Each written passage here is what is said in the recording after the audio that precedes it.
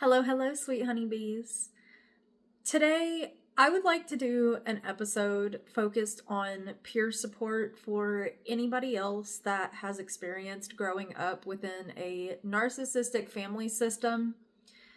I want to share something that I wrote when I was just 13 years old. I used to have this English teacher that required us to keep a journal, and she would have us write a prompt at least once a week, or write a journal entry based on a prompt at least once a week. And the reason why I have this journal out is because I have been using it to help me write my book. I'm currently writing a book, a fiction story based upon my real life, my healing journey through psychedelics and music and writing. And I just want to read two entries that I wrote and talk a little bit about the impact of narcissism, neglect, and emotional abuse. This first entry was dated January 11th. This would have been 2008. It's titled My Mom. I loved Mum when I was a kid. I didn't want to be like anyone else, so I used Mum like everybody says over in England and the UK. My mom is my mom. She can get pretty violent with a house shoe. I wish I could say she picks me up when I'm down, but the truth is that she doesn't. She never pays attention to me. Sometimes I think she loves our dogs more than she loves me. She doesn't ignore them like she does me. I just want a loving, open-minded mom that trusts me and wouldn't label. And the journal entry ends there, and it's actually scribbled out.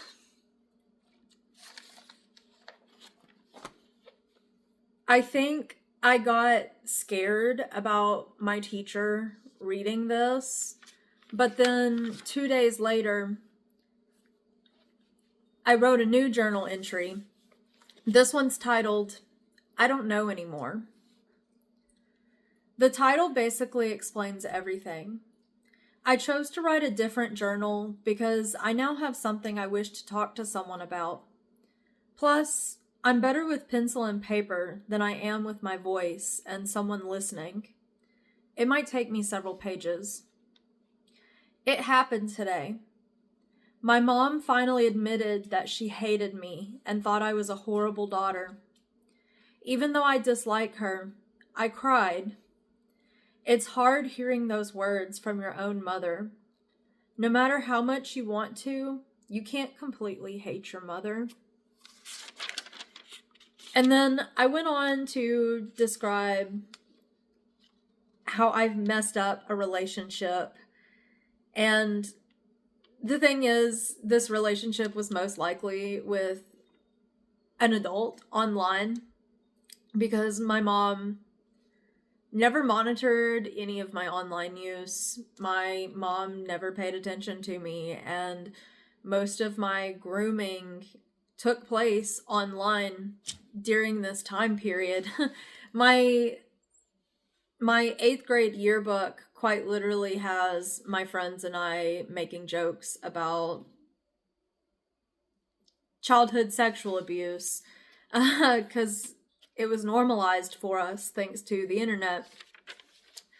But I finished this entry with, I miss the feeling of happiness.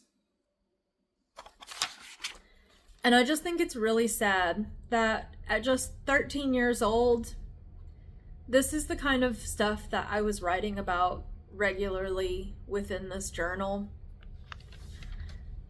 I wrote about feeling alone, feeling like I wasn't enough, feeling like I couldn't be myself, that myself wasn't good enough.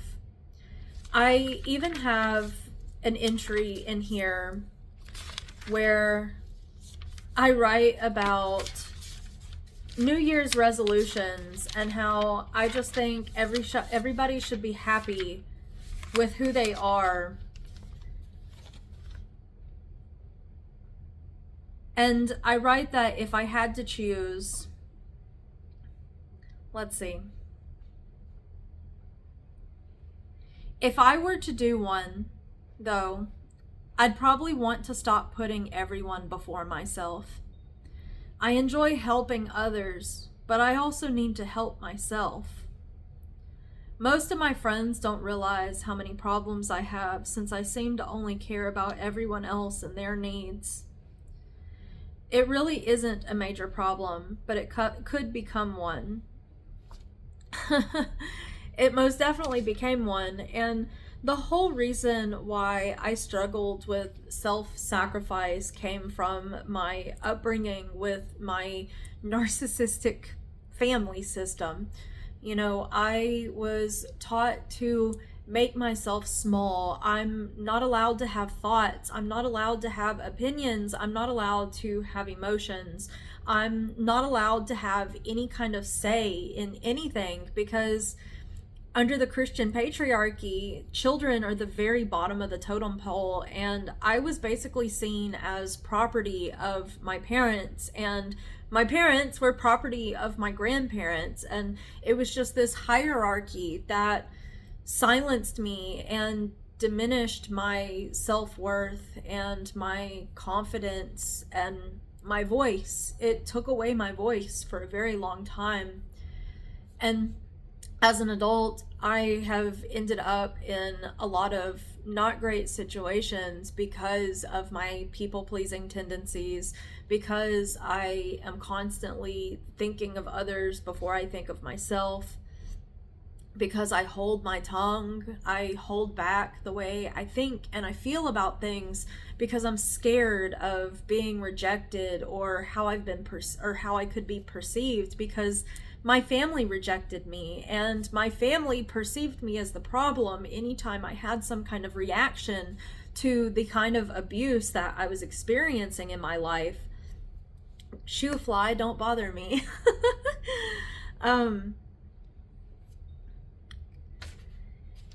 If you grew up in a narcissistic system, if you grew up with any kind of emotional abuse or neglect, I just want you to know that you are enough. You've always been enough, and it was never you. The rejection and the judgment that you received from your family and your loved ones was them projecting the way that they feel about themselves onto you. I listened to my mother complain about her siblings and her parents in private all the time when I was a kid, but then when it came to facing them, confronting them, she always brought herself back down. She always defended them, stood by their side. She didn't speak her mind to them only when they weren't listening. I remember one time when I was an adult, I was over at my grandparents' house and my grandfather actually hit me in the back. I left the house in tears, called my mom, and my mom answered the phone and she's just like, "Oh, Autumn, I never wanted you to have to experience it," which tells me that my mom likely experienced physical abuse as well. And which I know she did, because my grandparents used to coerce control out of the children by using a belt, a fear tactic to get us to be obedient. They taught us to be fearful of them in order to respect them, which that's not respect, it's fear. It's not tough love, it's trauma, it's abuse. But she said that she was going to call and talk to my grandparents, and I got home.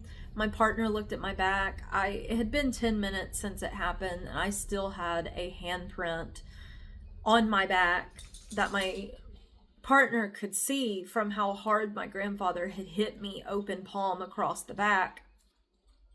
When my mom called me back, she was making up all kinds of excuses for him, saying that, oh, he fell and he was just catching himself on me, that he didn't mean to hurt me. And it's just stuff like that. That's how narcissism works. Everything is designed to defend the narcissist's fragile ego. People don't stand up for themselves. People don't speak their mind. They're constantly walking on eggshells. And my mom, in turn, became a not so great parent because of the abuse that she grew up with. She ignored me for television shows because she was trying to escape her life. She was trying to escape the pain that she felt. And then she developed all of these health problems as a result of all of this trauma that she just stuffed down inside of her. Trauma stores in the body, and we compartmentalize. We may not even realize that we've experienced trauma because it's normalized for us. You know, in my family, I was writing about this stuff in my journal, but I found myself downplaying experiences that I was having because in my head, it was normal. It was all I knew. I didn't know anything else. So I didn't think it was a big deal. It hurt. I knew it hurt, but I downplayed a lot because it was normalized. It was my normal. And I just think it's also really disappointing that my teacher never showed my journal to a school counselor. To my knowledge, she never talked to my parents. If she did, my parents never talked to me. The only thing she did do is at the very end of the month of journals, because I think she was behind, she wrote that she was sorry when she read that about my mom. And then she wrote me a little note in green. If it means anything to you or not, I think you're an amazing young woman. Smart, caring, you'll go far in life. Don't beat yourself up so much, and don't worry about your mom. When you are older, your relationship will change, most likely for the better. And my mom and I, our relationship kind of started to improve after my last hospitalization, but the trauma that she went through taught her that abuse was normal. And now she's not here anymore for us to continue repairing our relationship. I'm going through this healing process completely on my own, without much of a support system, really, at least not emotionally. I have had a wonderful friend in my life that has been helping me financially so I can have this space to process my grief, not just from my mom, but all of the trauma that has been surfacing since her murder, because that was the trigger for all of my childhood trauma coming into the light for me. In further detail, at least, it was the trigger for me starting to understand that my upbringing was not normal. In a way, my mom's life coming to an end has been what has been saving my life and allowing me to become more myself instead of this person that my trauma programmed me to be. But it just hurts. And then, you know, a couple of pages later, I have my mom's notes for her craft shows. So she was even using this journal. And it makes me wonder if she ever read what I wrote. If she did, she never talked to me about it. She never reassured me that she loved me. In fact, when I had my first attempt at ending my life at 15, after I got out of the hospital, I just resented her, and she told me I'm the reason she can't be happy with her life. When I felt the same way. She was the reason I couldn't be happy with my life. She was my mom, and she was supposed to protect me. She was supposed to love me, and she didn't.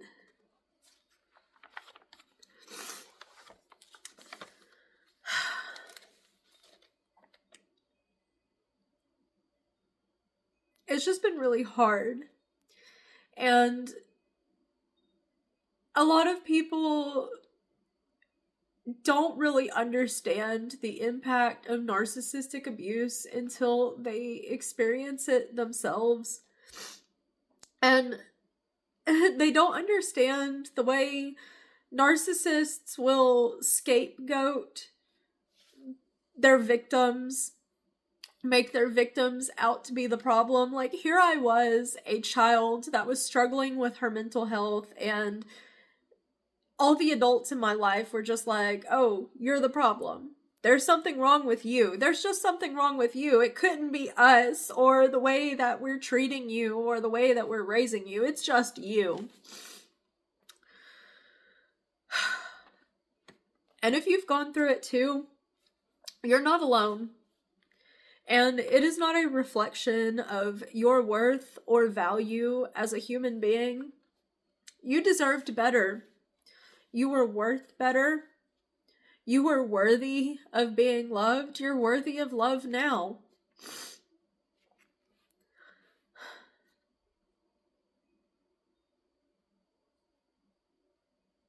I highly recommend journaling, as it has been very therapeutic for me as I have been processing all of this. Writing this book has been very therapeutic for me. It's definitely been difficult and emotional, but it feels good to be getting it out of me and to be telling my story from my perspective, even if I am writing a fiction story based upon my life. What better way to discover who you are as a person than to write a book about yourself? And that's exactly what journaling is. I was writing a book about myself all year last year and didn't even realize, and then it finally all clicked, like, this is the book I'm supposed to be writing. I've always joked since I was a little kid about how my life has been so crazy, I could write a book about it, and here I am.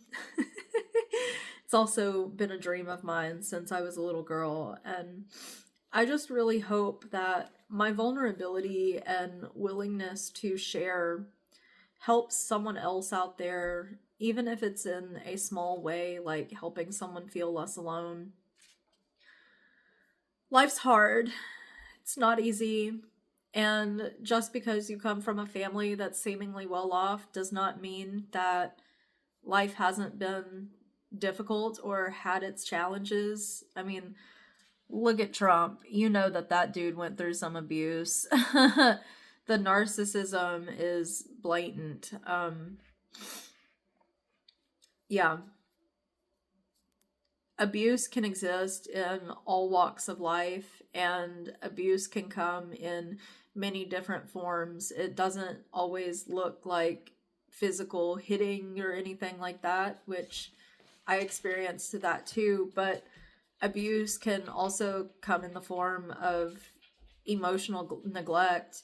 It can come in the form of verbal abuse, insults, degrading a child's self-worth or value, yelling.